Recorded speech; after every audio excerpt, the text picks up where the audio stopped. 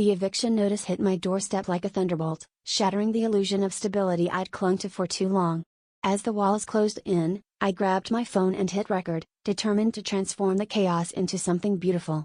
With each swing of the hammer and stroke of paint, I documented my journey of turning a crumbling shell of a house into a home, discovering that the true foundation of freedom is built on resilience and creativity. Every nail driven was a reminder that I was crafting not just a space, but a new life. Through the sweat and the dust, I learned that rebuilding isn't just about bricks and mortar, it's about reclaiming your power when the world tries to strip it away.